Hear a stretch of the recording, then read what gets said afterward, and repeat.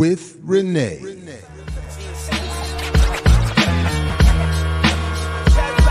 Yo. We wait all week and all day for more. Saturdays with Renee.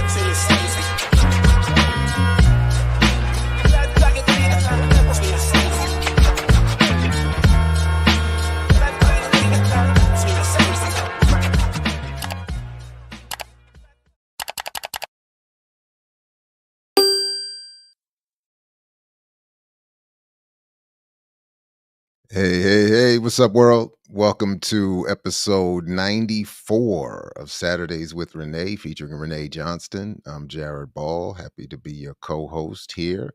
Welcome to Black Liberation Media. Please like, share, subscribe, and do all of the things to support the platform. And welcome. How you doing, Renee? It's been a long week, man. I'm exhausted, as usual, as per usual. I'm tired.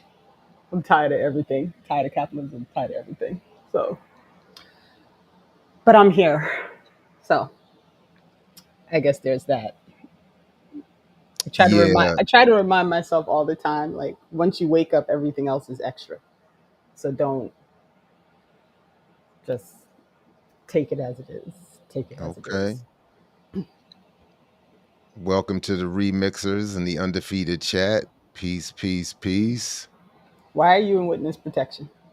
So, well, I'm on the road. I'm at the American Association of University Professors Conference at the good Morehouse, being hosted at the Morehouse College. Shout out to Dr. Andrew Douglas, who's no stranger to these streets.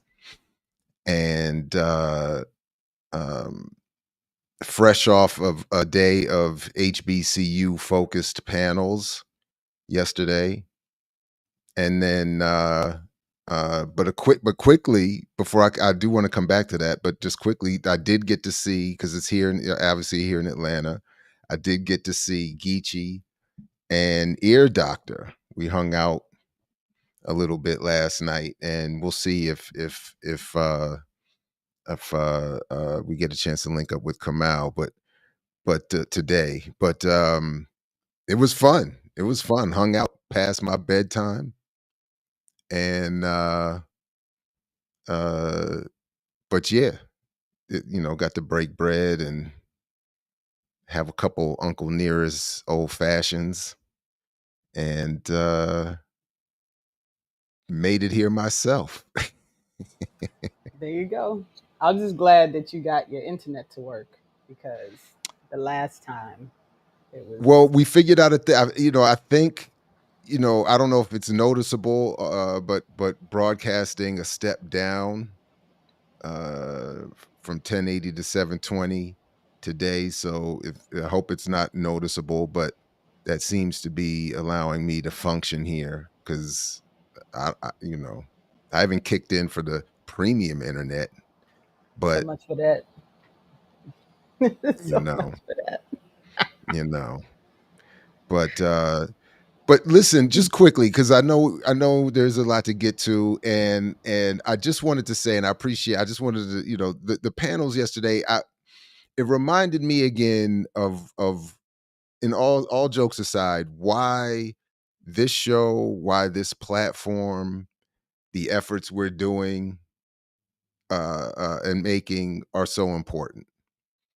I know a lot of us who gather here, we sometimes, I don't know if we take it for granted, or I know we notice that when we leave, and it looks like, am I now freezing after I said what I said? Am I hesitating here? It's a little choppy, but you're good. Your sound is fine. So okay. I would say just keep going. All right. So the, but the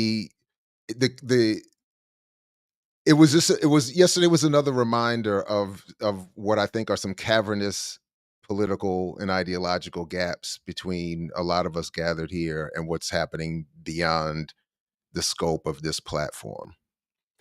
And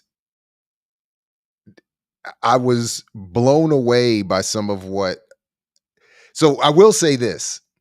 um, at least one person is watches the platform, and so salute to the colleague. Forgive me, whose name I'm now forgetting. We just met briefly yesterday, uh, but three people came up to me after the panel yesterday, one of the panels yesterday, and said, three people separately said something along the lines of my presence on the panel would have been an important intervention, and or there was some recognized disappointment. They recognized that I would have been a little bit disappointed with some of the discussion, and they were right. So wait, you were And on the panel or you I was weren't not on on the any panel? panels. Okay. Sorry, I'm Okay. sorry. So sorry. Let me clarify. I was not on any panels. I was in the audience. I am only in the audience. I'm not doing any presentations. I'm just here as and again, I'm sorry. So the context is what is important is that it's not just the AAUP, but a couple of years ago, the AAUP. Sorry about. This is important, and why I'm wearing this shirt. Organized fight when the AAUP teamed up with the American Federation of Teachers to become part of a union. So for those of us who are not allowed to collectively bargain, I think I mentioned that a little bit last week, that I'm part of the 3% in Maryland who cannot collectively bargain, because as a tenured full professor, I'm considered management, which is so many bizarre contradictions. I'm still struggling with having just learned that. But but we are part of a union, a national union, uh, and so the context is, how will the academic world protect itself as a piece as a part of the labor force in this country, and through some needed other forms of interventions, there's been some intention to focus on, not just because we're here at Morehouse, but in part because we're here at Morehouse, to focus on the experience of not just um, Black academics, but particularly those working at HBCUs. So the panel was, one of the things that I thought with one of the plenaries, and is often, you just have so many people on the panel that there's just not enough time for everybody to make the kinds of meaningful, uh, contributions. So it's a lot of it is over summarized, you know, overviews. But again, just some of the politics that were on display were just pretty clearly and not aligned here. So there was, I think, for instance, um, this contradiction of wanting to defend the HBCU as some sort of Black autonomous institution that's here to help Black people, without, I think, recognizing the actual origins of HBCUs, which were white created and run institutions meant to specifically create a form of Black leadership that is acceptable. That seemed to have not been considered. Hmm. Uh, Is it ever that though? Not to in interrupt. Is some it ever? spaces, but not in this discussion. And and there was a lot of, and part of the I don't know. There's a lot more. Maybe this is maybe more nuanced, and I need to write out some more of my thoughts about this, get a little more organized with it than which is often the case. But part of the issue is that you have the context is you have a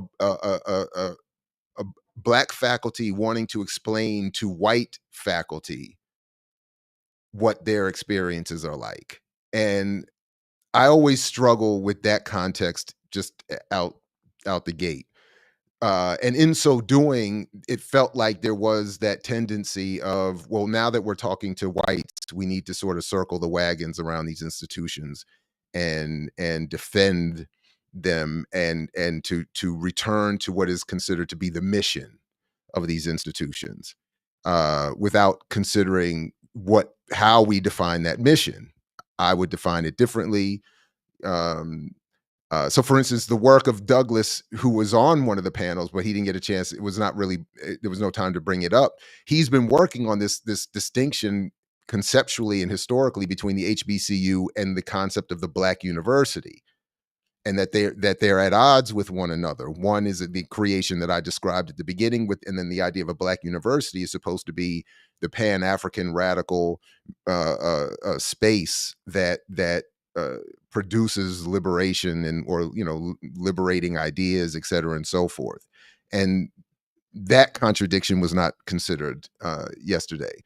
And then a lot of it was just as I think as a segue to the main course of the show today, and what is often something we cover here, is that there was a lot of everything is really only bad because Trump is here now.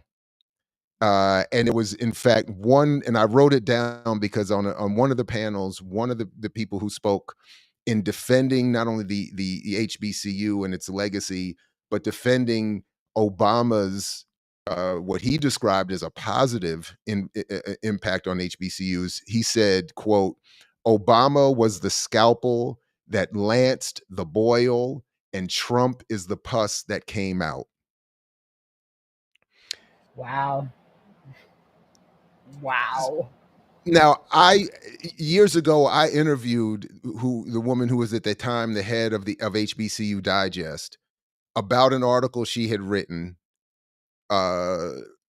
criticizing Obama for not defending HBCUs, and she was calling out the contradiction that we have a first Black president, and he's not really doing anything new or novel to support or defend or protect HBCUs. And here we are years later with that history sort of being ignored and erased and rebranded as though he was the hero that in somehow getting to do, and the real point I think of that metaphor was that the wound, Obama was the surgeon who went in there to save it. He opens up the wound to let the pus out, but wasn't given time or the ability to properly heal and close the wound and blah blah blah. And that's why we now have this pus running amok, threatening our existence. And I just think that frame is, in all of that, creates a frame that I don't think leads us in the direction that we need to go. Right. So, Well, it's problematic at best, because what it does is what we continuously talk about it doing, is leading everyone back into the Democratic Party, as if the only issue that we are dealing with is because of Trump and the Republicans. Which, and let's not forget that part of what was being done yesterday, let me not forget at least, that part of what was being done yesterday was praising the Black misleadership class, as I think we would describe them around here, who all matriculated through and from HBCUs, including Oprah and Kamala Harris, and I can't even remember the rest. But that was sort of the whole thing. Like, let's champion these institutions because that's that's what we can produce. And so what was the panel yesterday that people were saying you should have been on? The three people. The initial one, that plenary, where there was just so many people, and it was just a lot of. It was a lot of. I think it was just an uncritical look at all the good the HBCUs have done. So I don't want to say that there has been none, and I don't want to deny that these spaces haven't done some good or provide some good even to this day. But it was just uncritical, and in part because of the politics, I think, in the worldview of those on the panel, and because of the overpacked panel, and there not being a lot of time, even when there might have been something that could have been raised as a critique, et cetera, and so forth. There wasn't time to get into one of the things that struck me was that one of the panelists who I just met yesterday, though he is a colleague of mine at Morgan, I did note that he said himself proudly from the podium, from the panel, that he had been recruited to Morgan from Princeton, particularly because of his capability and skill at attracting Defense Department contracts. So Of I, course. I, I So it was an open plan. It was like one of those like starting plenaries where they just bring a bunch of yeah, people on to talk and they made about. it a plenary, so that the and the goal is also that you have a plenary so that you have everybody who's at the conference has to be there. There's no competing panels or breakout sessions. So you with because the idea was we want white faculty who are the majority in this organization to be aware of what the specifics are facing black faculty and particularly those at HBCUs.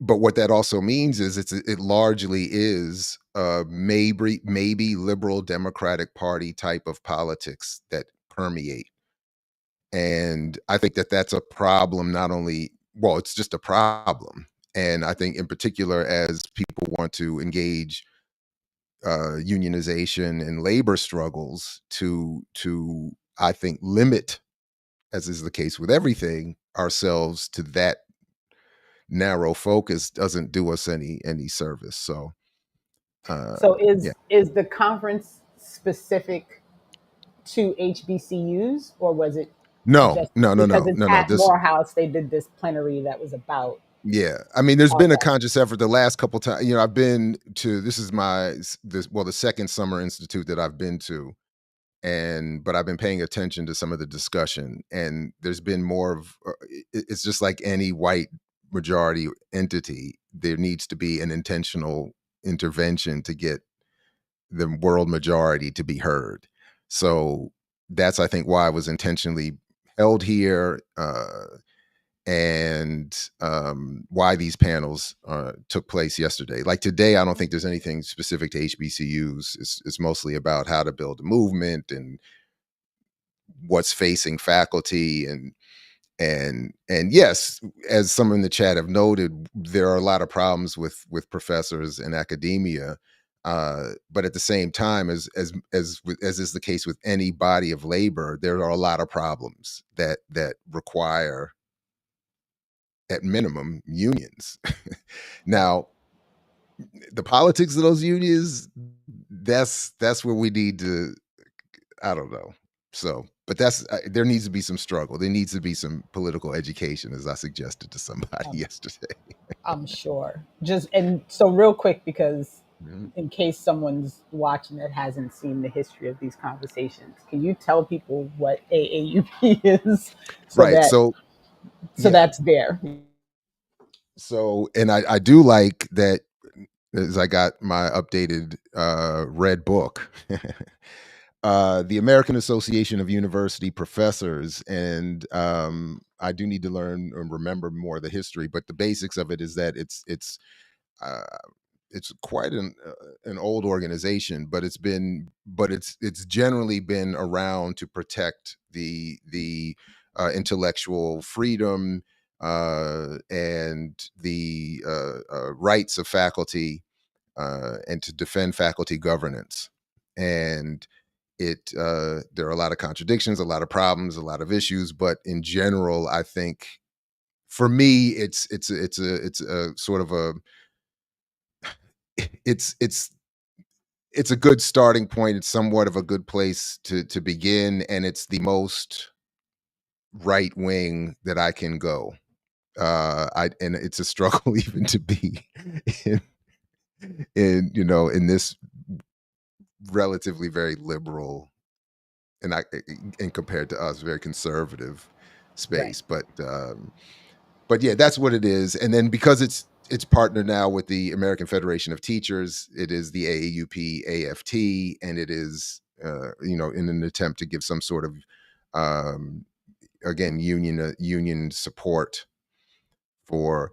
And then hopefully we'll be able to get folks at my university to support an effort enough to become an advocacy chapter and uh, because we definitely need some faculty governance at Morgan State and throughout the country. So and many places, HBCUs in particular. So Um, I have questions. So we're gonna stay on this for a little bit because one of the things I don't know if you noticed on the run sheet, there is something about a national teachers union. So we're gonna get to that before. oh, go to Perfect. something else, but this is actually very well in line with that conversation. And NFT, so for folks who don't know, there are two major education unions in the country. The NFT is one.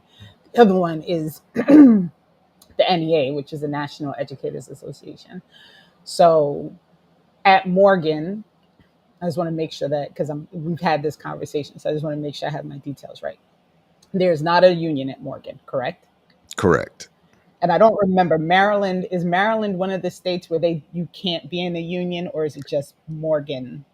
So it's not, no, it's not just Morgan. It is the state of Maryland. And but That's what I it's thought. a but it's again only 3%, only 3% of faculty cannot unionize. Okay. So you so that's the thing. So, and this is what I just learned like a week or two ago. If you are part of the 97% of untenured, uh I don't even think you can be tenure track, but if you're an adjunct or a lecturer, you can be part of a union. But of course having the right to unionize and having and becoming part of a union are very two different things.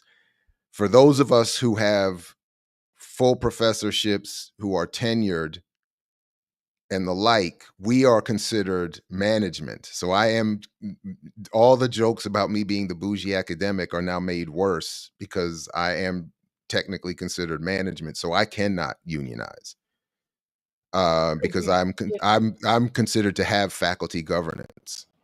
Okay, but you don't actually, right? No, and it's a complete sham. And there's so many levels of farce involved that Okay. it becomes, but it also because yeah, and because and then the particulars of Morgan, because it's not fully part of the Maryland system, there's really not even the level of oversight that you would have at other University of Maryland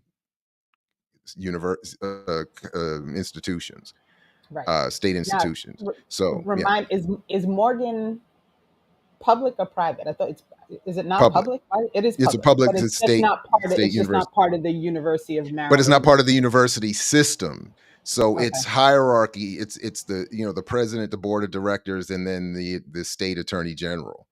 So it's like, so the I forgot even what they're called now, the intervening academic bodies that would be there to, more or less, at least in name. I don't know how I don't know how they actually function, but they are there to theoretically protect faculty from the abuses of the administration, to be some sort of oversight. Morgan doesn't have that. And then so from my vantage point, Morgan can just, it just gets away with so much. And but yeah, but and because I'm said to be have, there is no faculty senate. There's the university council is not a governing body.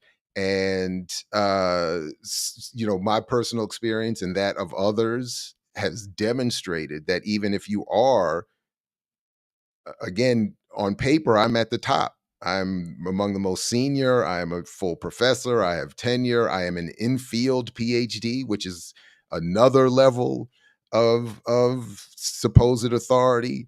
And yet I can be completely removed from all the processes and marginalized and there in name only to teach my what they're trying to do this semester, our 5th 4 and 4. class. No. So oh yeah, we have, yeah, so that's there's a but but again, it's all very subtle. All the emails are, Dr. Ball, thank you so much, my 99 out of 100 rating on my last and all of my evaluations. It's, thank you for your service, you're doing such a great job. But it's just, and so it's, but to me, it's just a whole lot of gaslighting and a whole lot of fakery. And so it almost seems so when you go to try to complain, people look at you like you're crazy. It's like, because what are you complaining about? And it's like, because I'm not involved in any of these processes. I'm not, you know, anyway, there's some of the details can get, um, No, I understand. Okay. but So, so one more question. Sorry. sure. So, let's say all the non-tenured lecturer, everybody opted to unionize, right? At Morgan. And so now there's a Morgan chapter, however it works with that. You could not join that union. I I think that's correct. That's wild. Yeah. And but again, I'm still learning. This is something, that meeting I had a couple weeks ago really, it was a wake up call. I mean, there's a lot I just don't know. Uh Obviously about a lot of things, but in this case in particular, there's just a lot I don't know. And because we don't live in a society where these things are discussed and taught and reported on and part of the normal day-to-day conversation, that I think by design it can become very difficult to really learn how to navigate all of this. So that's why, that's one of the reasons why I wanted to be at this conference. I'm happy to be, I like kind of returning to the non-participant version of it. I'm not, paneling or anything. um but as we started with, some of what I'm learning is a little disturbing as well. But yeah, but no, I would not be able to unionize. So that's why I am part of all these efforts. I mean, in fact, a lot of this summer has been going into sort of working with others. I'm just a tertiary player in this, but in virtually uh um uh what's the word? What is it? Lobbying, I guess. Local legislators to try to get them to support the next bill to allow for all faculty and all state workers to unionize. And uh, yeah, and then because it's not just having the right to do it, but it's getting rid of what efforts are done to. To block it, the barriers. Yeah.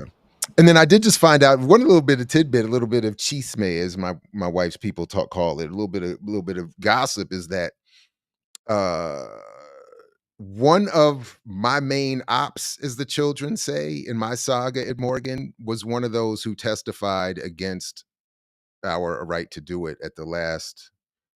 um he took his orders and sat down to say why faculty shouldn't and don't need the right to do this. And I thought that was Right. wild, especially given the story that I'll one day share and in detail about this guy. It was, he is wild. It's wild. So And unions are like a tricky thing just in general because obviously, and somebody said it in the chat, like, there's a class issue also with unionizing that sometimes gets in the way because the focus is often, you know, not necessarily on the broader picture of what's better for all workers across the board versus just what's better for the people who are currently within that union and paying their dues, right? And so, I don't know how many folks know, but in New York City, there's been this long-standing fight about the Medicare Advantage and Medicaid and all these things because if you were working prior to in the public sector in New York City, you were promised lifetime health care because you had reduced wages. And then the current union structure in the New York City public schools voted basically to like give the retired folks the shaft. And like it's been this ongoing conversation in which the retired folks who have now like they've amassed a really broad base of support, for what they've been fighting for. And I think they've had like I don't maybe like 10 or 12 wins in court against New York City for some of the changes that they were putting in place. But one of the things and listening to some of the people on WBAI in the mornings, Bob Henley does like this union show on Mondays, and I haven't been listening for a while because I'm not getting up at the crack of dawn anymore to drive the child to school. But one of the ongoing conversations was essentially like that the people who were currently in the union like somehow miss that they are eventually going to be retired, and anything that they do to the currently retired people will get to them at that point. And so there's this whole struggle, um, and I remember I had a big argument with somebody once about like whether unions were good or not, and the person was like, if you really step back and look at the broader picture, if things were fair for everybody, you wouldn't need a union. And I was like, damn, that's a really good point. And really, like, It's that's a a good, really yeah, hard it's point a to basic argue. point. Yeah, Like if things were fair for everybody, you wouldn't have to have this group of people who were fighting specifically for the rights of another group of people. And I was like, you know what? I'm gonna shut up then, because that's really hard. That's a hard point to argue against. So, absolutely. Shout out to um, Deculturation in the chat. Just caught that uh in the good work he's doing over on his channel. lots of good work. Lots of good work. I'm halfway through another episode as we speak. Um, so let's talk about the union news that's on the run sheet. And I All tried right. to color code it A while we word. were talking so that you knew. So start with the red one, All right. because the red one is the news that mainstream media has been reporting on. And I And just want to so say, as I try to share this, if it goes wrong, I'll be back as soon as I can. Okay. I got you. Always something. Always something. Here So we the go. big news with the NEA, which, as I explained a little while ago, yep, there it went. It sure did freeze him up. So the NEA is the other national body for education unions, and um, that education union they did their annual meeting, and at the annual meeting they discuss multiple proposals and such that are brought forth by the body. It's the delegate meeting. I think the delegation is like 7,000 people, if I remember correctly. There was over 6,000 at this meeting, and there was a vote to push forward one of the proposals, which was proposal number 39. And I'll just read the actual proposal so people know what it says. So the actual proposal is to adopt and refer to the executive committee of the NEA that the NEA will not use, endorse, or publicize any materials from the Anti-Defamation League, ADL, such as the curriculum materials or the statistics. NEA will not participate in ADL programs or publicize ADL professional development offerings. So this was the proposal that was put forward by the folks who were part of the delegation. You're back now. So I see that's not going to work. So If the one thought would be if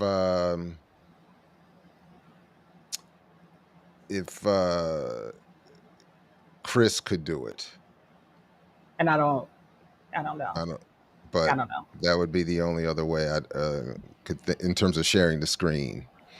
All right. But I So can't. I'm not going to be able to do that that's okay. for So Annalise. and this was just trying to figure out like behind the scenes how things work and go. So we haven't even Right. Right. gone through Gotcha. any of that. So I don't even Gotcha. know if Gotcha. if Gotcha. that's going to be possible. All right. But anywho, so that proposal number 39 was put forward by the delegation. It was voted on. The delegation voted yes, we're gonna put this forward, and we want now the executive committee to take on this adopted resolution from the delegation body and make a decision. Well, what happened, of course, in response is mainstream media ran with the storyline of the NEA has cut ties with the ADL, which is not actually what happened. And this is always the problem with, when you're doing things and you're going by whatever it is that the mainstream media is telling you, they always miss steps. right? So they go into this whole, like, the headlines, and I was tracking a ton of different sites because I was curious about what they were exactly saying. And all the sites were saying the NEA has cut ties with the ADL. That is not what happened. Okay. What happened is the delegation at this yearly meeting voted to move a proposal forward for the executive committee of the NEA to vote on at a later time.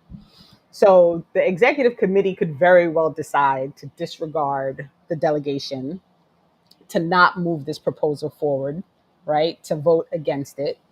And then there would be, it would be basically like a nothing burger in the sense that the leadership has decided to go against its delegation body, right? Which, as we all know, happens all the time. That said, no, go ahead. But is this, just so I'm clear, is this saying, is the claim, is the ADL claiming that the NEA is anti-Semitic Yes, because what? What did because the NEA do? this vote even happened. Because the vote Uh, even happened. okay. And so what essentially is happening is a large body of the delegates of the NEA voted to Oh, say we need to stop using the ADL resources in order to teach anti-Semitism because they are not a good resource. right. Got it. That's basically what it is. It's Which makes basic, them anti-Semitic. which makes them anti-Semitic. So what the delegates have been saying is we need to use resources that are actually aligned with the Jewish teachers and populations who would like to teach what actual anti Semitism is. In addition to that, as teachers and curriculum have attempted to include anything with regard to the Palestinian people, Palestinian history, Palestine as a place, they have been under attack by the ADL. And so that has also played a role in this because essentially what essentially the delegates are saying is you cannot be aligned with a group that doesn't allow you to teach all the histories, right? So because the nation because like the mainstream media narrative kind of ran with this idea of the NEA is going to cut ties, it has created this really absurd like argument about whether or not the NEA should be moving forward with this decision, right? Really, what they need to do is deal specifically with the executive committee of the NEA because that is who the decision is made with at this. Like that's who has to Mhm. decide. They're going to call their executive meeting. They'll make, they'll make their, they'll have their conversation. They'll decide, and then they'll put forward. What no one is also mentioning is that the head of the NEA, who is the person who released the press release about this decision, has already met with the ADL. Like they already had their conversation about what the ADL wants them to do. The ADL released an open letter basically saying it would be absurd for you all to move forward with this because it's anti-Semitic within itself. And, they quote, they do this annual like audit of anti-Semitic acts that if you really read through the ADL report, it includes a lot of really like wild things that I don't even know how these things all count as actual like aggression, but anywho. But on top of that, part of the reason that I wanted to make sure that we talked about it is because there is a Action Network, there's a letter writing campaign that's going, and I'll drop it in the chat because there is now pushback coming from the general public to say to NEA, do not fall to the demands of the ADL, Mm. right? And so what they're asking for people to do is to really understand what the issue is. And the issue is that the NEA delegation, in reviewing the history of the information that they've been using in curriculum and with students and in schools from the ADL, has determined that it is not good content. It's not appropriate curriculum. It's not doing the things that they really need for students and teachers to understand what actual anti-Semitism is and how to prevent it. And therefore, they don't want to use that curriculum anymore. So it's not to remove curriculum on anti Semitism, it is to not use curriculum on anti Semitism that does not actually teach how to prevent anti Semitism. But what has ensued, of course, is like accusations that the teachers were attacked at the meeting, and the same old thing that always happens whenever people have the audacity to actually step up and say, like, this is not the way forward to do these things. So the link is in the chat. I just signed it. Please, folks, do the same. Right. Right. So it's very interesting though to watch, again, as you see the like this the propaganda and the public facing things that are being done by the ADL. Like even going back to that meeting that was secretly recorded, where they Oh, talked that was about, like, beautiful. they're losing the media and they're losing the children, and The propaganda the war to propaganda. the Right, children, right, to TikTok. We need right. to up our TikTok. So so it's interesting, but I wanted to make sure, in part of today's kind of path down towards media and propaganda and how things are presented, which, sorry y'all, I know this is what we always talk about, but I don't, this is what it is. um, to really give people an understanding of how these things work in real time. So you have the NEA delegation making a decision to request that the governing body of the NEA do something about what they deem to be inappropriate curriculum that's being allowed within the schools.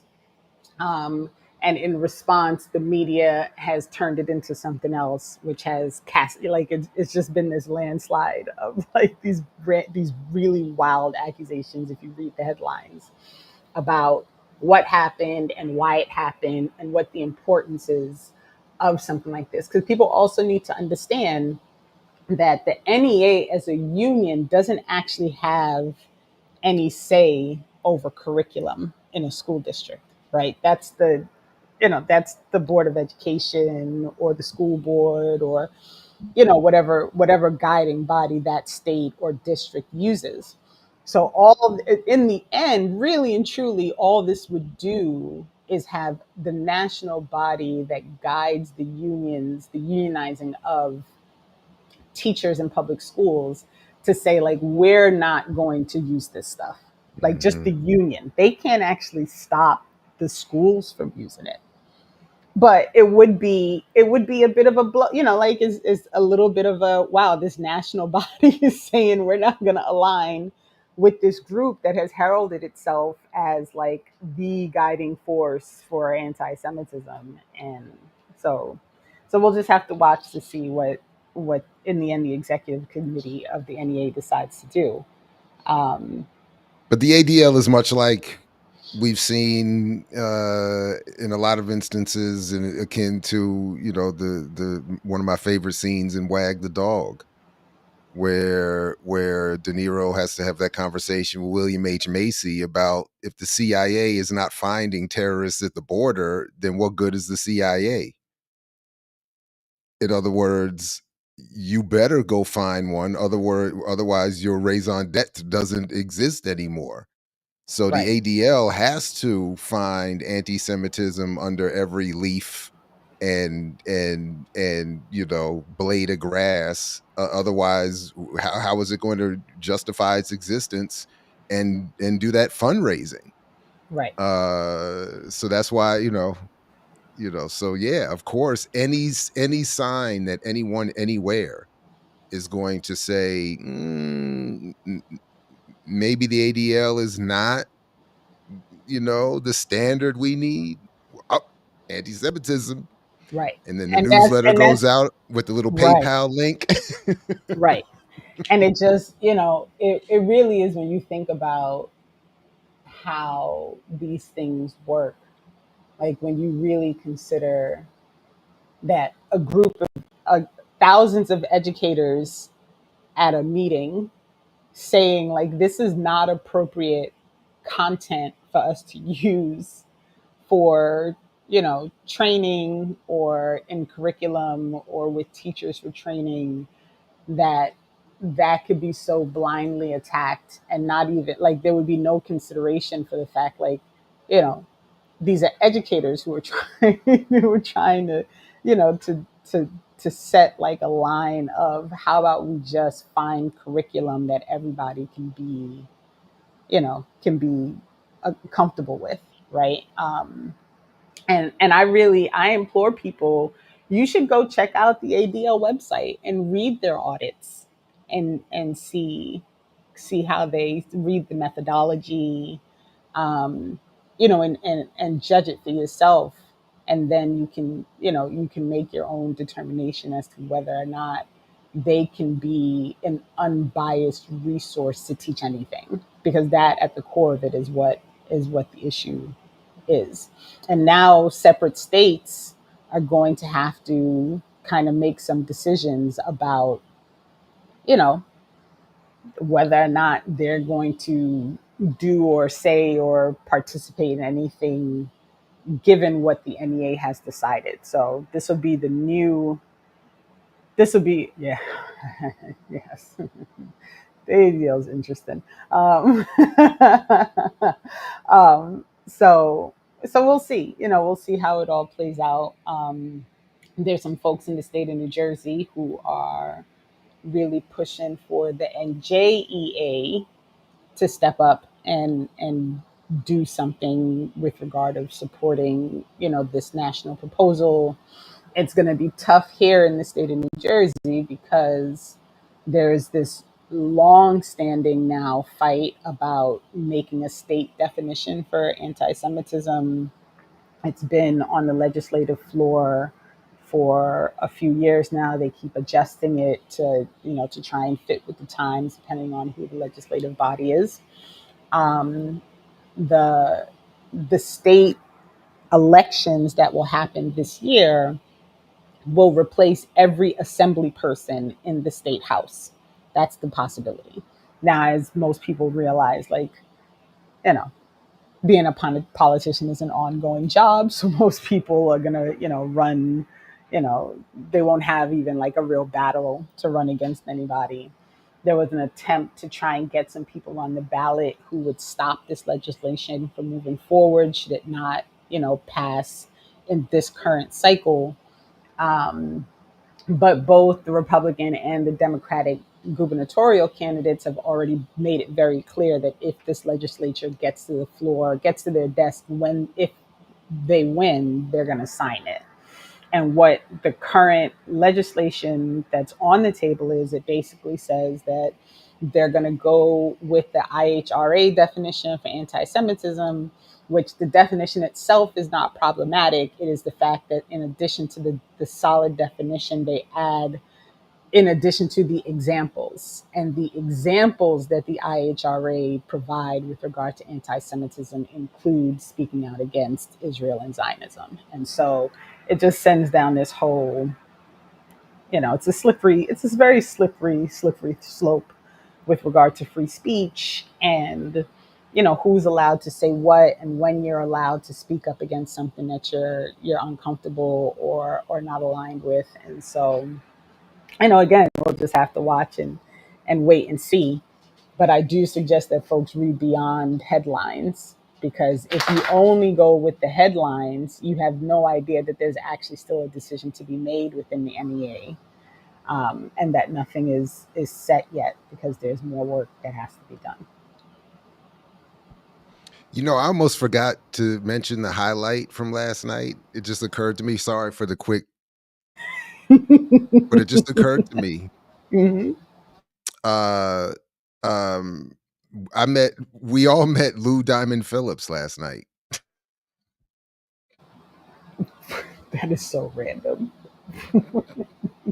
Because he played a teacher in a movie on TV? Is that Maybe, I don't know. Maybe that works. I don't know what it was, but he was having dinner at the table next to us, and I said, you know, and I was working at a movie theater long time ago as a youngin when La Bamba came out, and because I had to clean the theaters all the time, like I saw that movie so many times. I feel like, we've kind of grown up together in a kind of way, you know what I mean? So I saw him we saw him at the table, and I wasn't even going to say anything to him. But then Geechee and Ear Doctor on the way out, they started talking to him. So I said, "Well, we are interrupting you." I was like, so I gave him some dap and said, I don't even know what I said. It was one of those kind of nights, but but it was Very, uh very random. So random. I can't. sorry about that. I don't know why that just you know Look, sometimes it happens. Like something just pops in your head. What are you gonna you do? never know. What are you gonna I'm used do? Yeah. So Um, but yeah. And no, definitely not meaning to associate Mr. Phillips with any definitions of anti-Semitism or uh you know shortcomings of unions. So, but well, yeah. listen. Um, so going along with our media propaganda rant, I will just remind folks that this event is coming up. This is going to happen on Wednesday in Orange at the Hub. Um, my New Jersey Abolition Woo-hoo. Workshop group has been. I'm actually really excited about it, to be honest. But Alec Karakatsanis, who, if anyone has paid attention to anything that we've talked about over the years, he's come up quite a few times because of his reporting on how the media reports on police. He is the person who uncovered the true history of the body cams, and that they're not exactly what we've been sold the origins were. But he will be joining us at the Hub to talk about his new book, Propaganda. Propaganda it's so well done. How he's able to pull together this information. He did a deep dive into the media headlines and the stories and the different outlets, and he really pulled a book together that explains how the media is fully complicit in the storyline of what policing is, what police do, what their purpose is. It's a really well done book. And So he hates on Harvard academics yes, who big said that time. cops do every And are we need more we cops. need more cops We because need they more do. cops. So I have been reading a little bit of the book and would definitely want to talk more about the book and look forward. Is any of this going to be taped or streamed or So we any? are going Yeah, to be. It's a hybrid event. So I'll send you the link again because that tells me that you have not signed up for I the just Zoom. I I know. just Look, look, I look. might have. You know what? I'm gonna do it right now if I can. I'm gonna, I I might have, but so so it'll be on Zoom, and then we'll I'll edit it, and then we'll post the discussion online. We'll put it here. We'll put it on maybe we'll make it available first to our Patreon folks, and then ooh, that's we a can good one. just post it after the fact. But I really and he's been so I've never met Alec in person. We've been obviously emailing to try and get this all squared away. I was trying to see if I could get him on very briefly today to talk about the book a little bit. He was not available during this time slot, so we'll see if we can figure something out for another day. Um, but I'm really excited. I read his other book. I follow his I follow his Substack. So I'm super excited to have this conversation with him about propaganda and the media complicity, because I just feel like it's something that definitely does not get enough conversation. So All we'll right. see. Well, I'm successfully registered, so There we go. there we Woo, go. woo. There we go. Yeah, that's gonna be dope. I'm looking Um, forward to that too. Yeah, I'm really looking forward to it. And I got some help. My man Dennis from BAP has been running around Montclair trying to figure out food for the event. So he got us squared away. Even got some vegan options going to be on the table. So all good, all good, all good. That's what's up. Um, so there's that. So if folks are in New Jersey, near New Jersey, around New Jersey, and can show up in person, that would be fantastic. Watch on Booksellers, which is one of the oldest um, local bookstores in northern New Jersey, is going to be on site to sell copies of the book. They'll have books with them. We've scheduled the space for enough time that Alec will be able to stay after the talk and sign books and talk to folks. So I'm excited that we were able to pull this together. I'm looking forward to it. So the folks can come out on Wednesday. We'll see you then. Um, so the big thing is the ICE conversation, and Hmm. now I'm trying to. I wish I had. Sorry, Ella. This is going to be on Wednesday, the 23rd. The doors are open at 6 p.m. at the Hub in Orange, New Jersey. Um, so I get the lever, which is David. Oh, why did I just blank on his last name?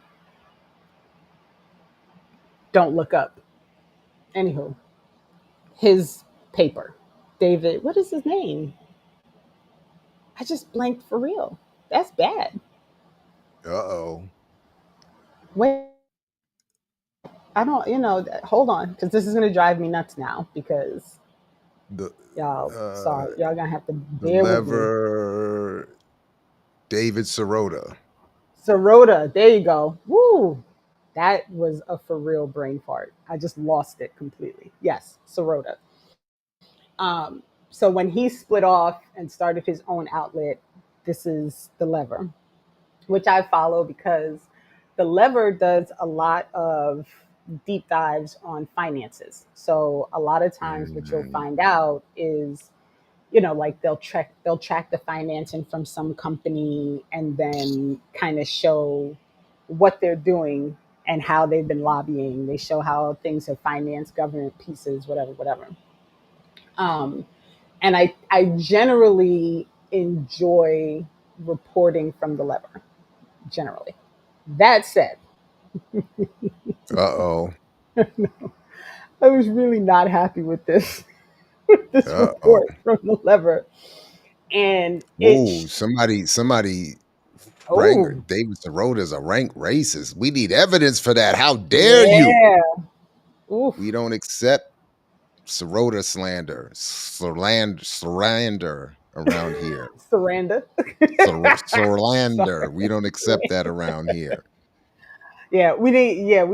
we need some clarity on that one. I don't know the man personally. I can't speak to any of his personal doings. I just know that the lever tends to do well. I thought they tended to do good reporting on financial These histories of headlines look companies and fascinating. etc. I'll give them that. Listen, I mean, so I get the newsletter. So I get the emails that, show like, here's the next big thing that we're going to talk about. And so they sent out the other day an article about ICE. And the headline, and this is 2 days ago. So this is a brand new article out of the lever. And the headline is How ICE is Outsourcing Mass Deportations.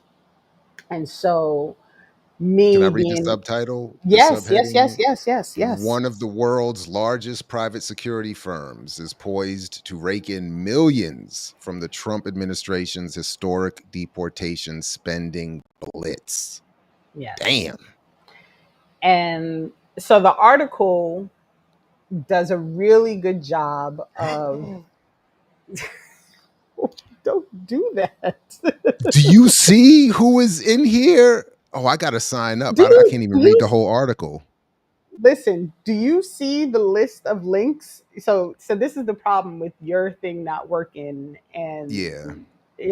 because there is a whole Google spreadsheet, y'all. There was another spreadsheet Oh, where wow. I went behind what the article gave to try and find more information. And so I might actually have to really, I don't know how this works, Jared. Like how, because here's what is fascinating to me about this article is the article does a very good job of pointing out the current setup for where the monies are going and how the monies are being spent with regard to immigration, ICE, etc. However, what the article fails to explain and why I'm so frustrated with how the lever did this reporting is the fact that there's not one of these companies that they are talking about as having such a large playing such a large role in the ICE raids and all those things. Not one of them is new. They are all, every single one of them are long-standing corporations that have been working through all of the administrations. So when the subheadline for the article says it's poised to rake in millions from the Trump administration's historic deportation spending blitz, it fails at making sure that people are clear that that same large company has already raked in hundreds of millions of dollars since dating back, I think, beyond even Obama, right? Like they've been making money hand over foot for well over a decade. And this company Allied, which is it is Running the the private security at Morgan State University. there you go, right? Running and not just that, running the private security for many things across the country. Allied is not new to Morgan State. They didn't just start there this year, Nope. right? And when I track, because there are government pages that allow you to actually like look at this information. The running total for what Allied has made from the US government, and again, Trump has only been in for this stint when this has been going on for 6 months. The running tally total is $768 million plus. 700, so $750 million dating back 2 decades or so that this company has been working in conjunction with the US government against its immigration population, its immigrant population. So why is this subset of that headline what it is? And why do they not go deeper into, because I like, this is me yesterday falling down my rabbit hole as I was reading the article, saying to myself, well, this seems odd. Like there's this long standing history of Allied with the US government. Why are we only focused on what they're doing right now? And then I realized the reason is because, like all media, right, the goal is to present it as this is a Republican and Trump problem. And it is not a Republican and Trump problem. It is a everything problem. Why? Because capitalism. Because they are making a lot of money off of doing this. I mean, a lot of money. And when you look at the history of Allied, because when I tell you I fell down a rabbit hole, y'all. So Allied is the current name of the full umbrella company. Under Allied is also a company called G4S, which is another security solution company, right? G4S is the current name of an old security firm called Wakenhut. Wakenhut. Oh, Wakenhut. that's Whacking Hut? Or wait, Wackenhut. That's why it's Wackenhut. that's You're right. them? Yes. Yes. Wackenhut was started by an old FBI agent Yeah. who left the FBI to start a security firm. And because he had been in the FBI, he was able to secure government contracts. And he became a public security company that eventually became G4S, which was bought by Allied. But all of these companies have been in existence for decades. That like Wackenhut, we're going back to 1950 some, if I remember correctly, it's like 1954 or something like that. And then it says here, before Wackenhut Corporation was subsumed into a multinational private security conglomerate, it was already one of the US's biggest private security providers with ties to the nation's growing prison industry. Right. G4S Secure Solutions emerged after Wackenhut Corporation was acquired in 2002 by Danish private security firm Group 4 Falk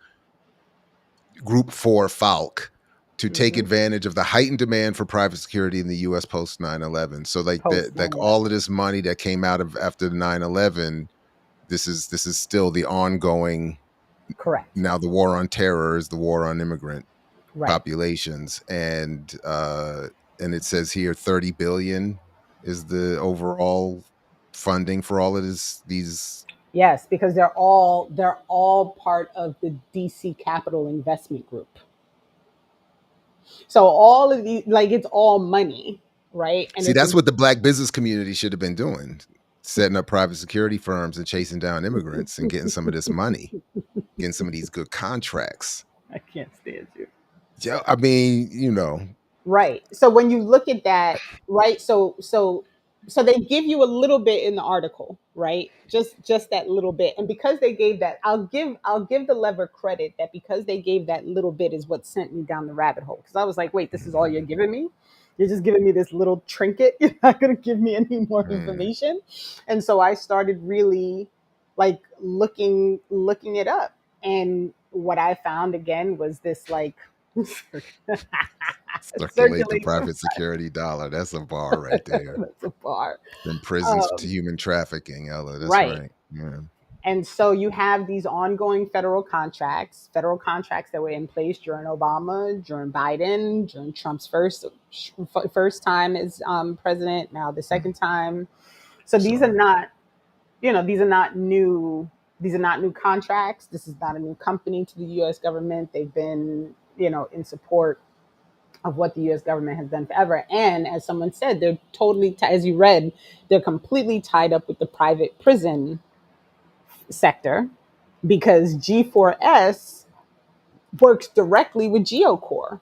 And for people who come here sometimes, GeoCore is the group that runs the Elizabeth ICE Detention Center in New Jersey, and that runs the detention center in Louisiana.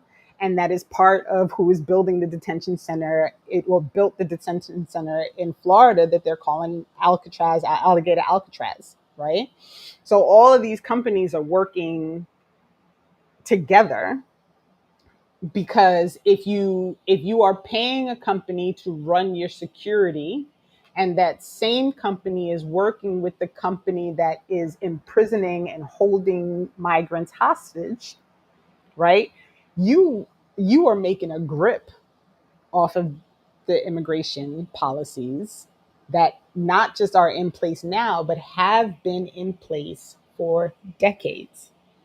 And let's not forget that a few weeks ago, we pulled up the numbers. And for as much jokes as there have been about like Obama being the deporter in chief, right? Clinton deported more people than Obama did, Wow. That's right? right.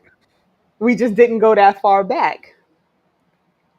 And so all of these things are all tied in together. And if you look a little more closely at what Ally does, if you let's go back to last summer when there was that big dust up in Chicago outside of the DNC convention, right? and people got arrested, and there was a whole, they had streets blocked off and all this stuff.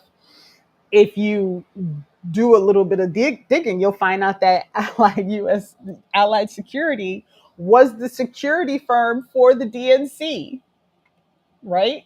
So so I want people to understand these connections, because it is not what anybody would like. If you just read that headline and that subheadline and you didn't take the time to look at anything else, you would have no idea that the CEO of Allied Security released a whole statement about how they were going to have to protect the DNC and what they were going to have to do in Chicago to make sure, that everything was safe for the politicians that are there, right? If you don't do the dig, you don't understand that Allied Security is actually a part of the union for firefighters. Oh, wow. What? Yes.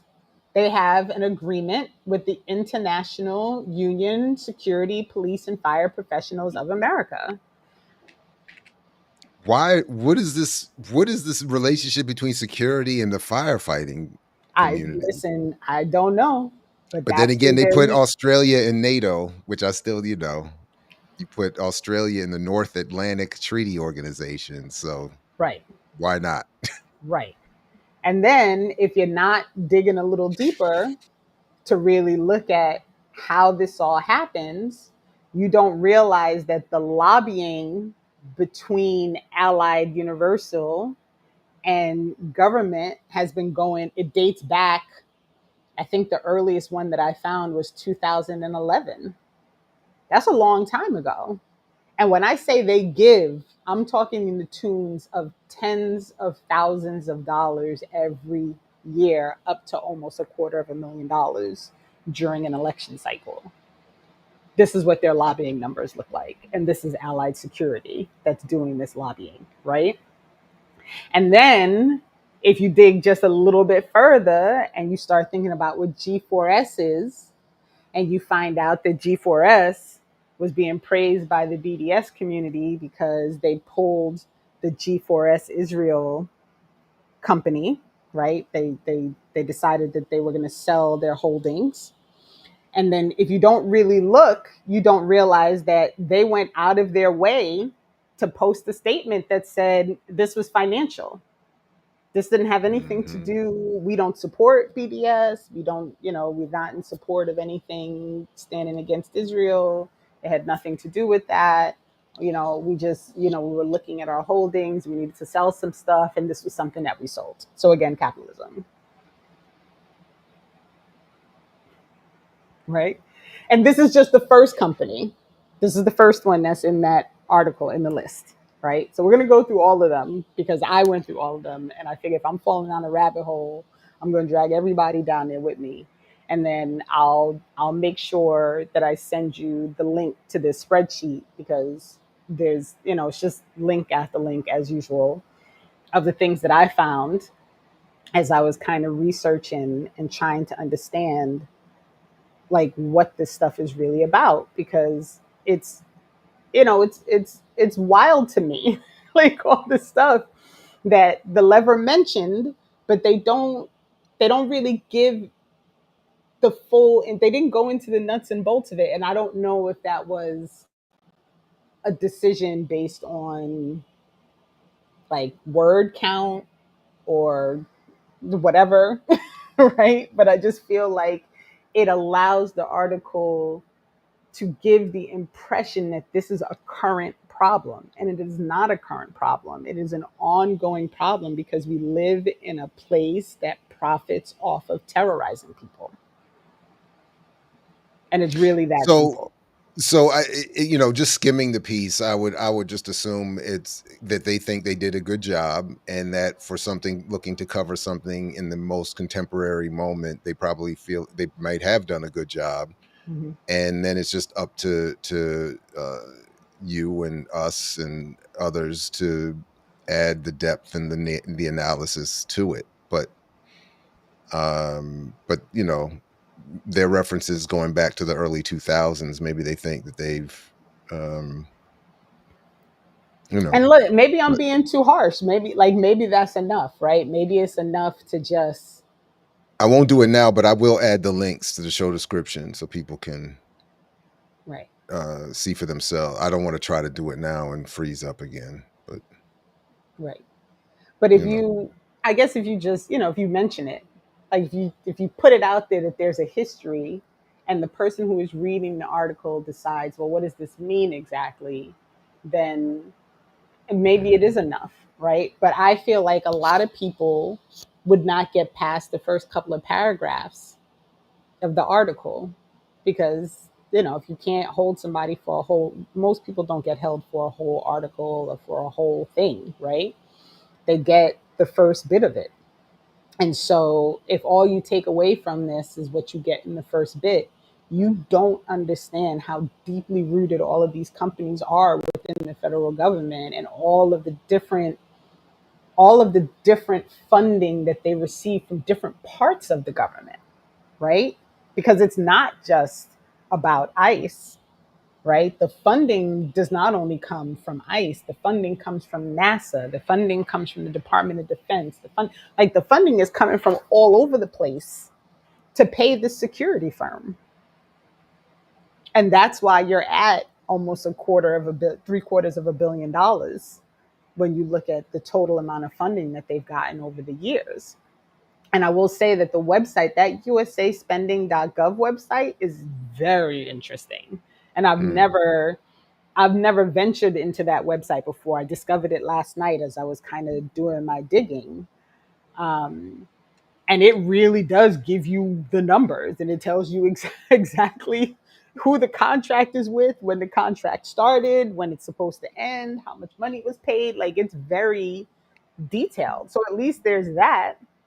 But, honestly, like, I don't know how many people take the time or have the time. Let me not even say take the time, have the time, the desire, the energy, anything. And we talk about this all the time, to do this type of thing, right? Because this was me literally like just following like trigger after trigger. Like, okay, I read this and now it says this thing. Well, what is that? So let me read this thing. Like, this is how I end up all the way down these rabbit holes trying to figure out like what like how to end up down here. Um, so the next company that they mentioned in the article is called Acuity. And mhm. Acuity is the company that's been linked to the transportation of unaccompanied minors. So I want to remind everybody that, the whole conversation about the cages at the border and how families were being separated and all of these things, again, started with Obama, right? And have continued since that time, right? And so when you're looking at this company Acuity and you're reading what the article says about Acuity, and they're talking about their role with regard to transporting minors. There was some discussion about some lawsuits that were filed because of the family situation, the family separations that were happening. Um, but it spoke about Acuity as if, like, yeah, there's some history with Acuity, and it mentions that there's history with Acuity, but it doesn't really give you a whole lot of that history. So I found the history. I mean, there are, just so people, there are a lot of links that they offer in here, A and lot I of don't know links. how valuable they are, but they, to your point, the idea that people are going to read this whole thing and then follow all these links in that way is. Right. And if I Right. can, just from the article, it says Acuity International, the Virginia-based company that's just secured $985 million, a $985 million contract to transport unaccompanied migrant children under the supervision of the Office of Refugee Resettlement, which is now headed by a former ICE official, has a similar backstory. The company, formerly known as Caliburton International, Mm-hmm. has contracted in the past with the Iraqi military. Under the Mm-hmm. first Trump administration, its subsidiary operated a shelter for migrant children that faced a congressional inquiry over its finances and various accusations of mismanagement. Right. Shocking.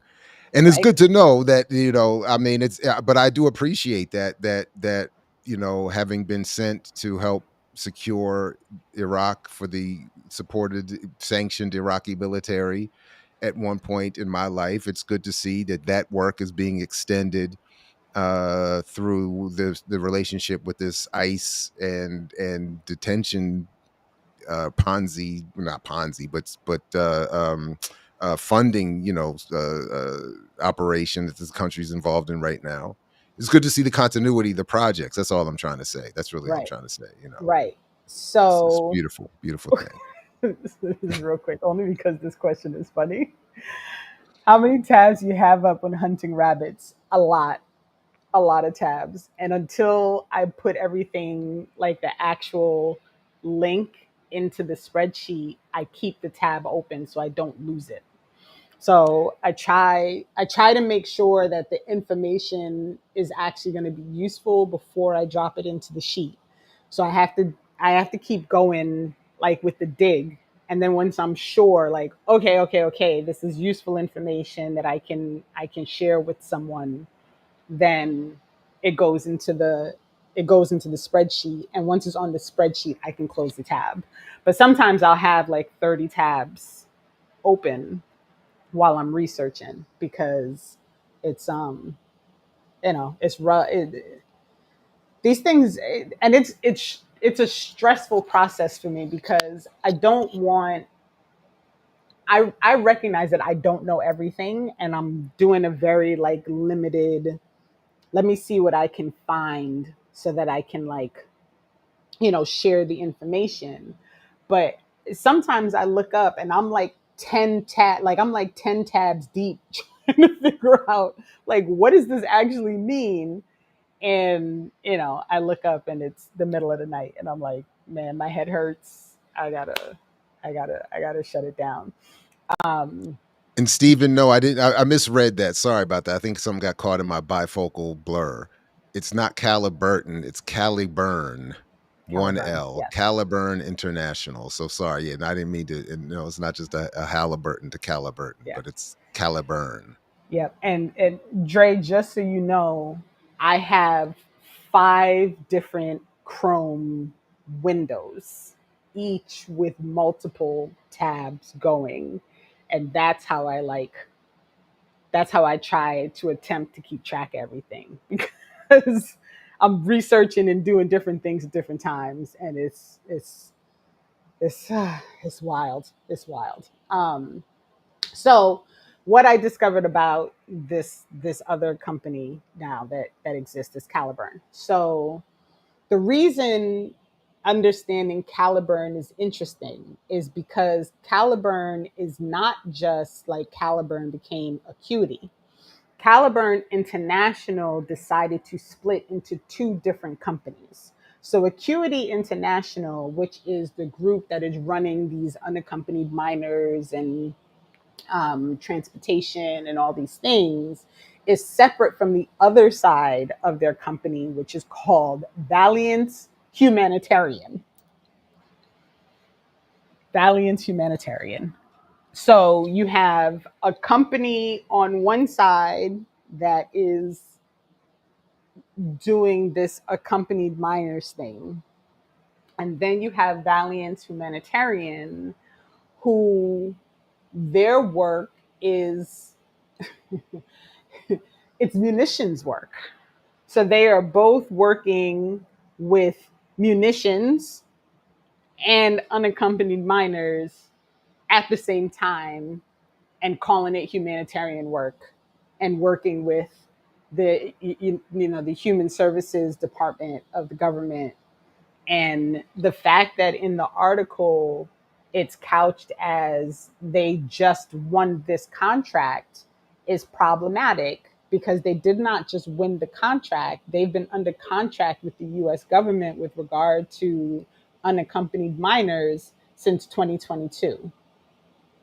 It's not a new contract. And the reason this whole thing with the lawsuits And their treatment of the miners and the way their facilities were being run even became a thing is because the government got a protest against the awarding of that contract to Acuity by another company that basically said, like, well, we put in a proposal and you gave it to this company, which is a crappy company and has all these problems going, instead of giving us the contract.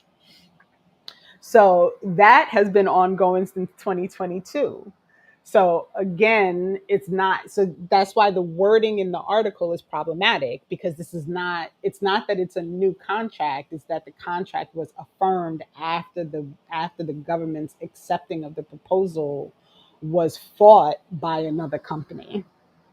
But the company's been in place through Biden. So this is not new.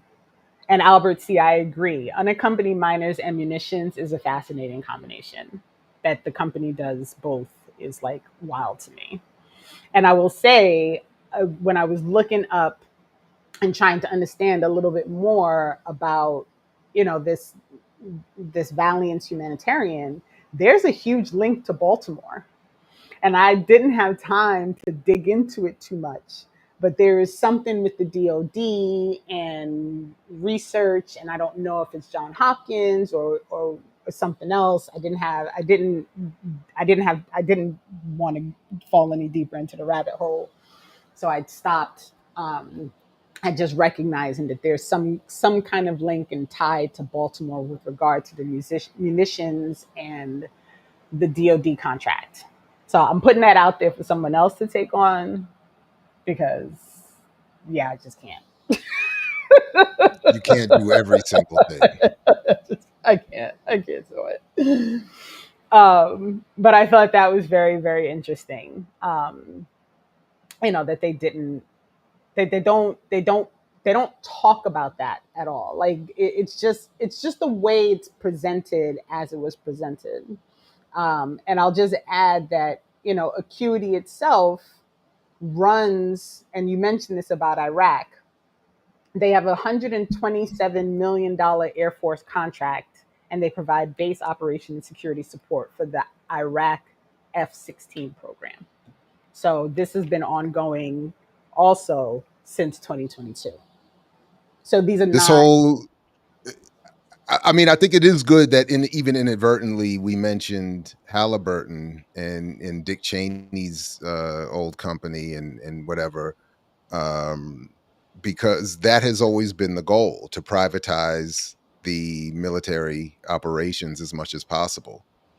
So whether it's having a private company do the laundry or whatever, this is just another, and then you keep hearing about all of these soldiers leaving the military and signing up to do private contracting work, and because it's more lucrative.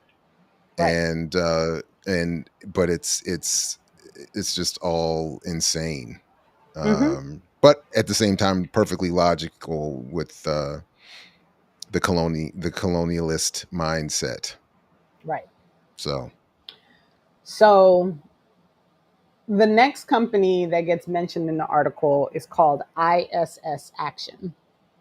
And I was a little triggered by the mention because there's no link to ISS Action. And I couldn't really figure out if this was like an error or what.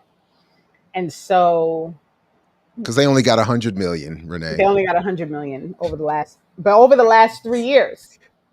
Over the last three So if years you, from its yeah, contracts, but from I'm assuming, its but if you're not in that 5 and up, you don't get a website link, I guess.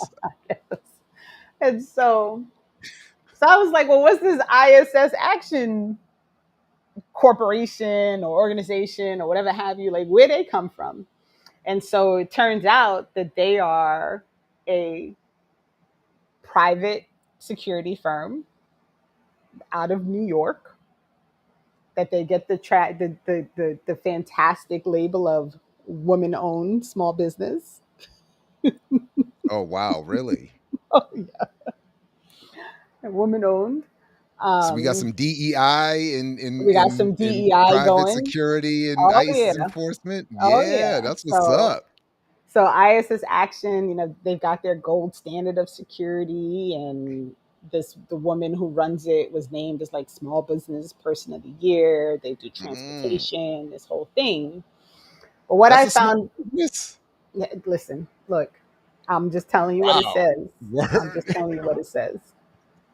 That's it. I'm just sharing the information that I found.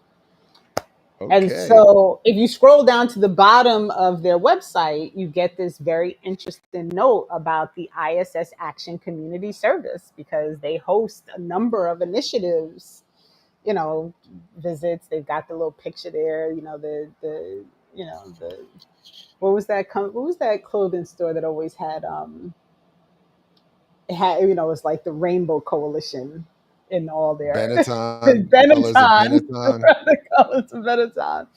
So United colors, right? Wasn't it the right. United colors United of Colors of Benetton? Benetton. And so they've got their Benetton ad of the women in pink. And I guess they were running, I don't know if it's, whatever.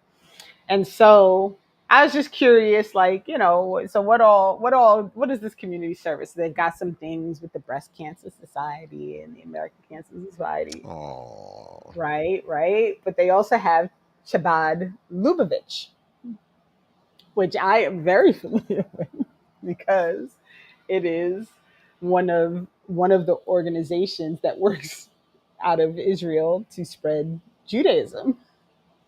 a word.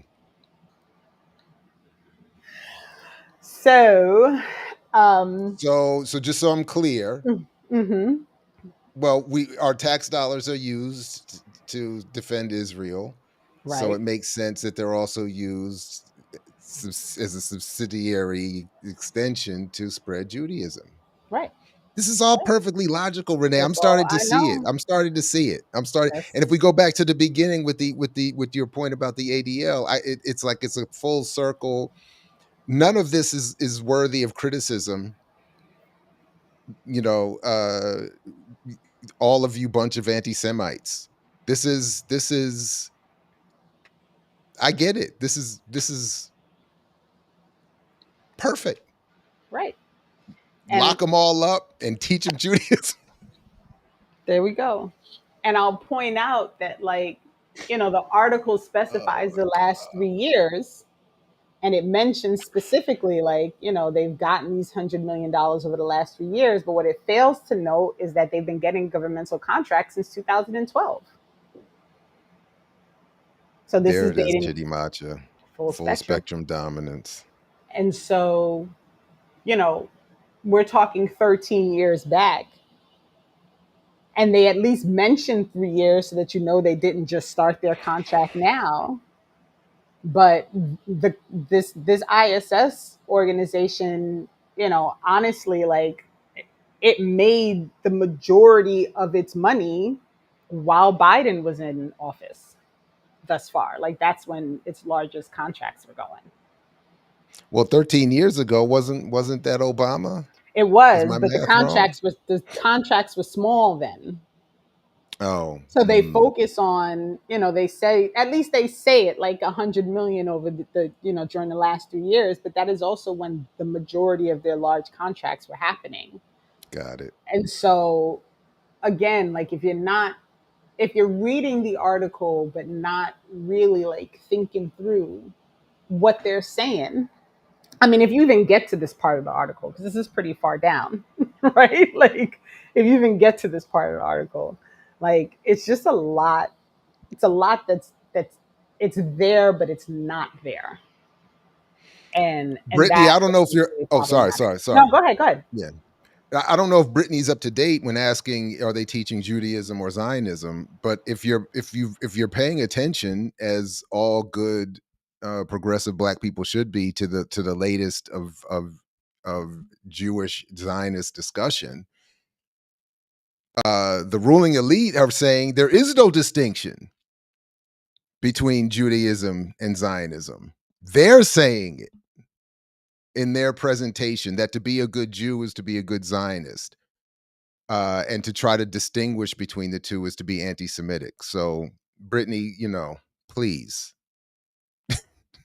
Need you. There No, you I'm just go. playing.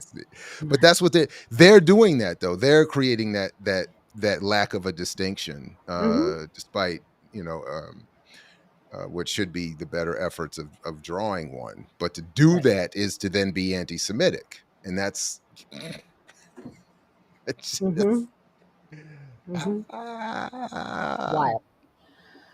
So the last company that I dove in on um, is actually like mentioned briefly right after this paragraph on ISS action. And they're talking about the actual transportation contracts. And so they Mm, mentioned Trail Boss Enterprises, which is, right. according to the Lever, an Alaska based transportation company that contracts with Customs and Border Protection and the private charter airlines that contracts with ICE Air.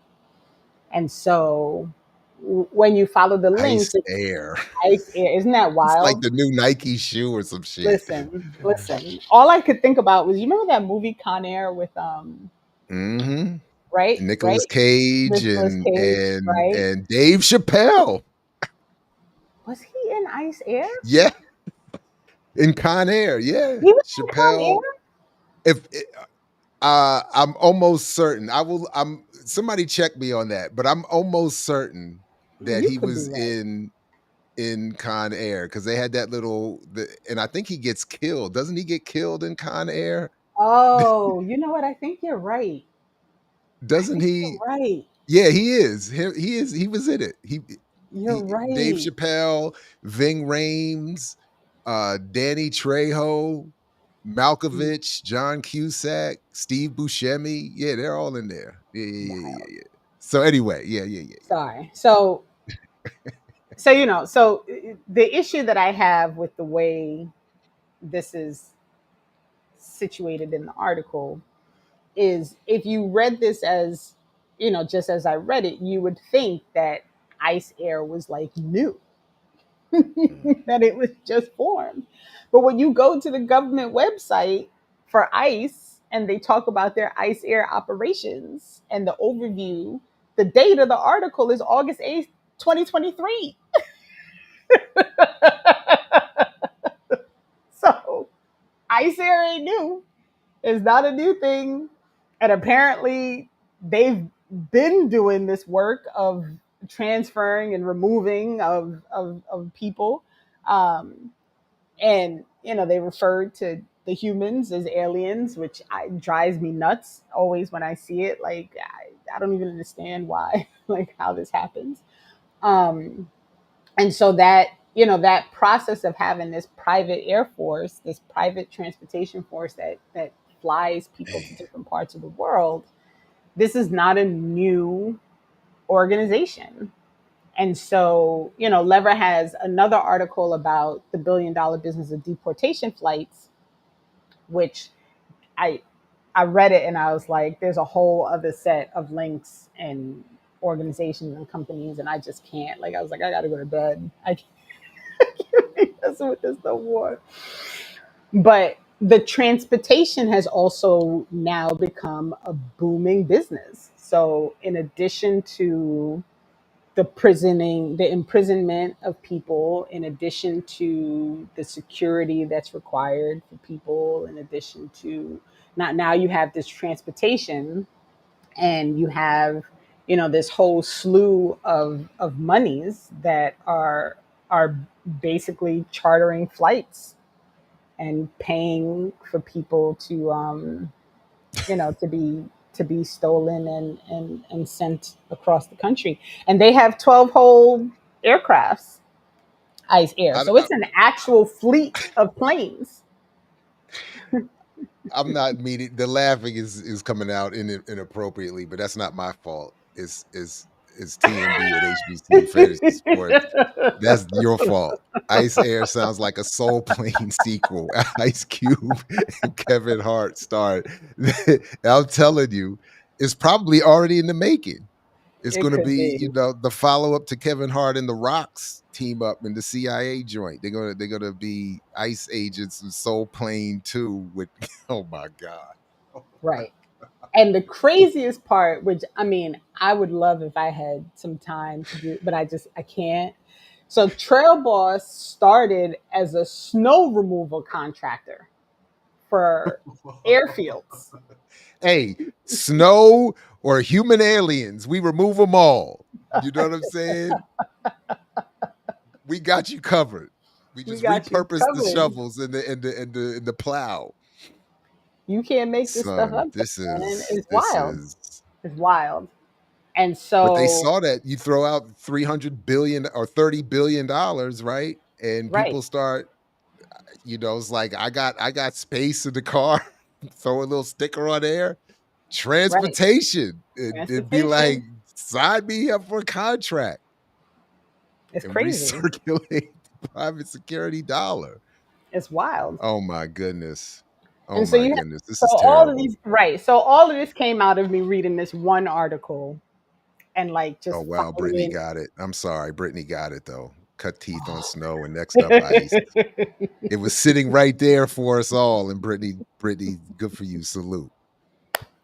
Goodness gracious. Oh, so so at the core of this whole project of mine, from falling down this rabbit hole and really like kind of digging into all of these organizations, was really, so I've been feeling a little guilty because I feel like people are really mad at me for always pointing out, like, don't forget, this stuff is not just now. Like, these are long standing policies and processes and monies and lobbying and all these things that have been going on forever. And if we fail to acknowledge the full history of how we're in this particular situation right now, then we are doomed to go back to the previous situation, which is no better. Right. And so, but I've been feeling guilty because, it's wild out in these streets right now. Right. Like it's admittedly, like, it feels so outrageous and like out of control, and there's all these things happening, and I have to remind myself that mainstream media is pointing us towards the things that they want us to focus on. Because why wasn't mainstream media talking about all of these things that have been in place for decades now, right? Like, why are we focused on it now? Why are we talking about ICE Air as if it's new when ICE Air became a thing under Biden, right? um and it's problematic for me, and it's difficult because it's not, again, I've said it before, and I try to keep making sure that people understand, it's not that I don't recognize how wild things are right now, right? It's not that I don't see it, that I don't see the stress level that this is creating. It is that what is happening right now is a progression from policies and things that have been put in place from before now, dating back long before Trump's first stint in the White House. And so, if all we focus on is the current policy and procedure, we are missing that there is a larger systemic issue that needs focus. And I'm glad I don't want that to get lost. I'm glad you're making this point. I literally, before I left the other day, was having this conversation with my daughter, and we were talking about how bad things are, and I said, "Look, I get it. I mean, I'm not at all denying that what is happening now is worse than what would be happening if Kamala had been elected. I don't mind acknowledging that, but the problem, though, that I think you do so well at pointing out, and is that accepting the bad as better only guarantees that things will get worse. Right. So, it's the same thing and I will continue to pat myself on the back and take credit for that. From Obama's first election, it was, if we accept this as an advance, we are guaranteed to get something worse following up, and that's what keeps happening.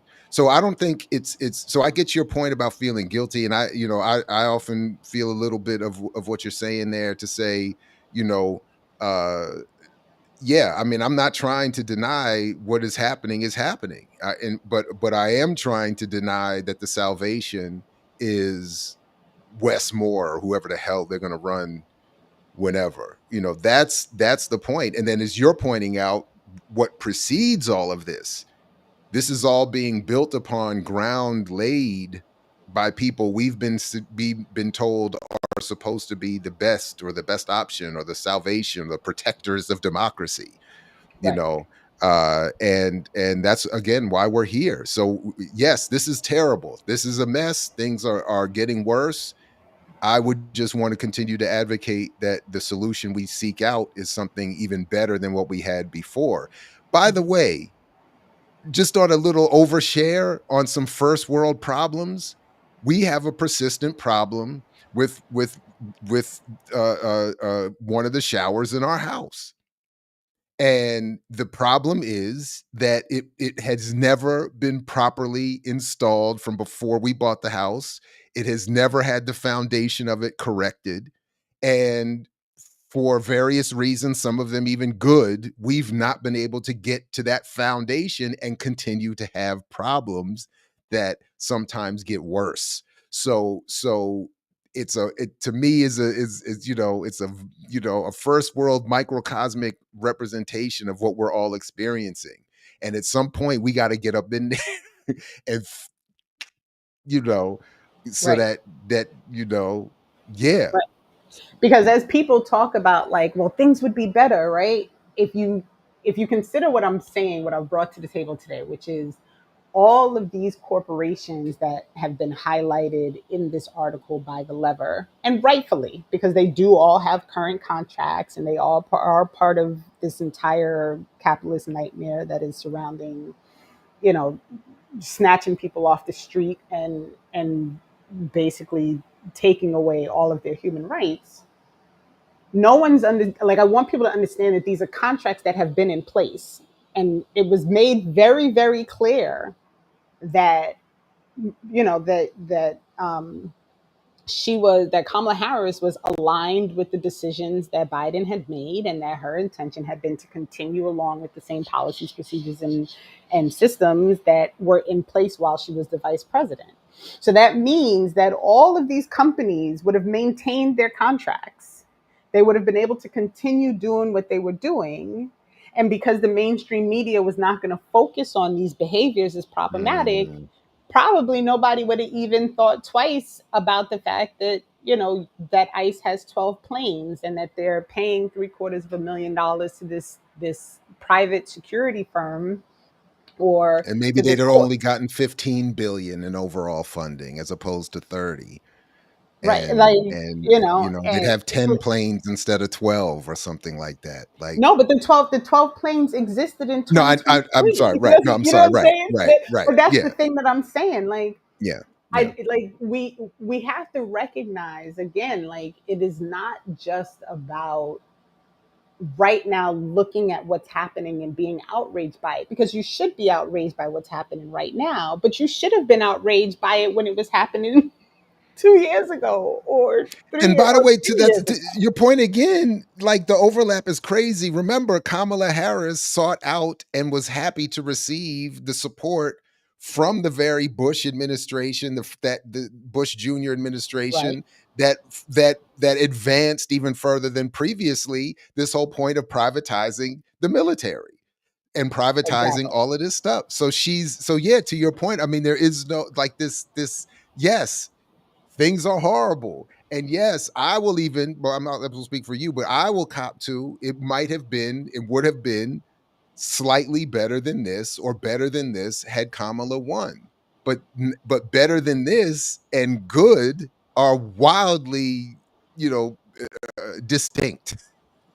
So Right. it's like, and it can't just be it's better than this. Like that I'm tired of being told that it could just be anything better than this is better. That is Right. a better way of And I putting and it. I again implore people to consider what does it mean for something to be better?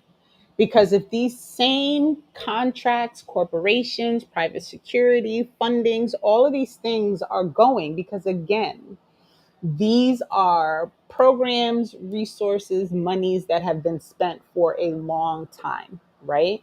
So there is no guarantee that the funding would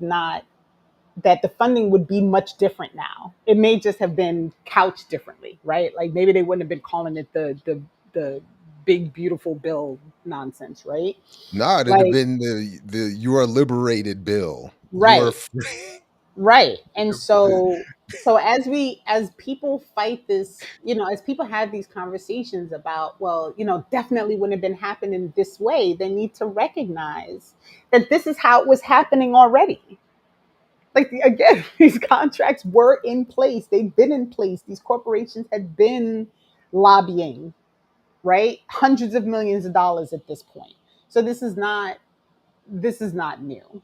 So I just want to make sure that like we say that out loud. And the last thing, because I know we're going to run out of time, but I want to make sure that I mention it, is the ACLU has been able to move forward on a class action lawsuit against the US government with regard to the ICE raids. And something that I think is really important that ACLU is pointing out in their lawsuit is that this whole interpretation of we're going after the bad, but you're arresting people at bus stops, at their job, at their school, like when they're trying to follow through with their court cases, all of these things, right? So I think it clarifies that it's not at all about we're going after the quote unquote criminals, right? And I think one of the reasons people should be looking at this, not that I have any, I have no like real commitment to thinking that the justice system is going to do anything for anybody here, right? Like it's not going to serve much purpose in my opinion down the line. But it is important, I think, to look at what's happening with these lawsuits because, again, mainstream media made a really big deal about the Supreme Court saying that federal judges couldn't make, national declarations, right? And so now that you have this class action lawsuit where you have people from multiple states, I think it's like 18 states that have defendants involved.